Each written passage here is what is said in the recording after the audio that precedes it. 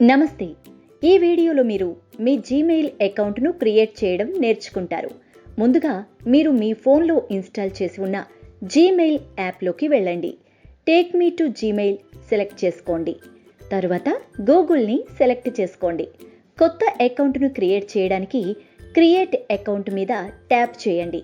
For my self ఎంచుకోండి.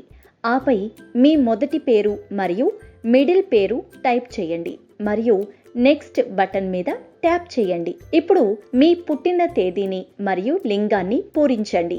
Next button మీద tap చేయండి.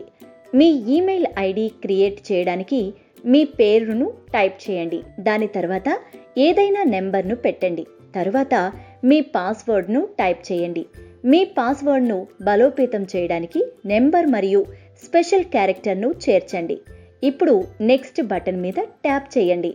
గూగుల్ ప్రైవసీ మరియు షరతులను ఆమోదించడానికి ఐ అగ్రీ బటన్ మీద ట్యాప్ చేయండి.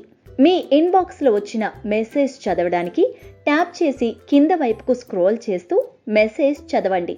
తిరిగి బ్యాక్కి వచ్చి మీ ఇన్బాక్స్లోకి రండి. కొత్త మెసేజ్ పంపడానికి కంపోజ్ బటన్ మీద ట్యాప్ చేయండి. తరువాత మీరు ఎవరికైతే మెయిల్ చేయాలో వారి ఈమెయిల్ ఐడిని 2కి ముందు టైప్ చేయండి. సబ్జెక్ట్ ముందు మీ ఈమెయిల్ యొక్క విషయాన్ని సంక్షిప్తంగా రాయండి.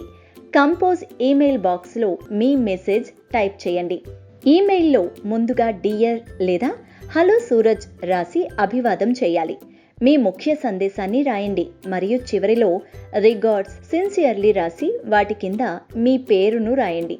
మీరు దానితో పాటు పీడిఎఫ్ ఫొటోస్ మరియు ఇతర ఫైల్స్ను జత చేయడానికి అటాచ్మెంట్ మీద ట్యాప్ చేయండి.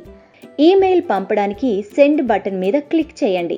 మీరు పంపించిన సందేశం వెళ్ళిందని నిర్ధారించుకోవడానికి పైన ఎడమ వైపున ఉన్న 3 లైన్ల మీద ట్యాప్ చేయండి మరియు సెండ్ దగ్గరకు వెళ్ళండి.